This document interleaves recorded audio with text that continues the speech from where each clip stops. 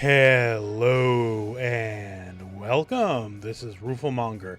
And my friends, I got some very interesting data for you today coming by way of Reddit. Now, this comes to us by way of one Lord Eptalin, and they have done a titanic amount of research as they have compiled the match data of over 12,000 matches, and this is in between floor 10 and celestial rank in Guilty Gear Strive. And between all this data, they have basically averaged out who wins more on average between over 10,000 matches, who loses more on average, who's pretty even, and also between character specific matchups, who wins more, who loses more, all that kind of stuff. So I will put a link to the Reddit post in the video description if you want to check out the original post, but let's just look at this off the bat. So with 12,000 matches of data to pull from between floor 10 and celestial rank, this right here simply is who wins more and who loses more. Characters that win more often than not on average are May, Soul, Chip, and Axel. Everyone else in the middle, as you can see there, and the characters that lose more often than not are Kai, Milia, Gold Lewis, and Faust. So this is a tier list just based off wins and losses. Now you don't have to consider this a true tier list, but then again, maybe it's not too far off the mark either, right? Because nothing speaks louder than wins and losses. Soul and May winning more often than not? Makes sense to me.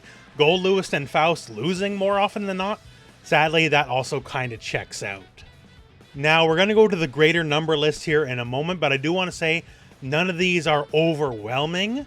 May has the highest overall win percentage at 56%, and Faust has the overall lowest win percentage at 44%. So it's obviously not ideal, right? You know, higher than average, lower than average, but neither is it like titanically bad one way or another. If any one character was over 60% wins or under 40%, then you could definitely say there's an extreme issue. But as long as they're in that kind of bracket, in the 50% region or in the 40% region, you know, obviously stronger or weaker to be sure, but nothing completely horrendously out of bounds. And now let's go to the matchup chart. Now, I know this is a lot to take in at a look because there's a lot of numbers and a lot of everything going on, right? But just to break it down here on the left, this is the overall character win percentages going from the top, which is May at the absolute top, all the way down to Faust at the bottom. This is over the course of 12,000 matches between floor 10 and celestial ranking, right? So as it stands here, May wins 56% of the time, Soul 55% of the time, Chip 55% of the time, Axel 54% of the time. These are the kind of outliers, the better than average.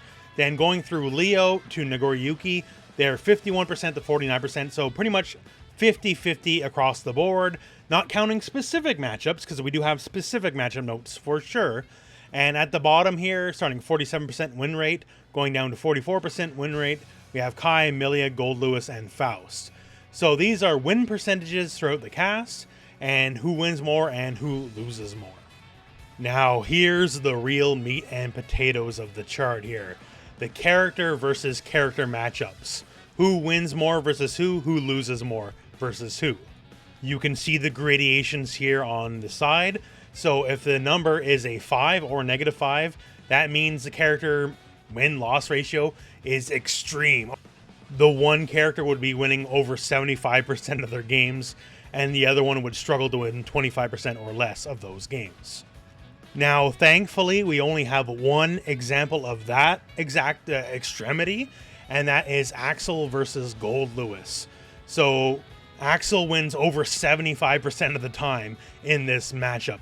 I've said it before, it's the single most lopsided matchup in the game, and the metrics and the data seem to prove that out. There are certainly other very rough matchups in this game, but only this one specifically is at its most extreme. So overall, that's kind of good, unless you're Gold Lewis.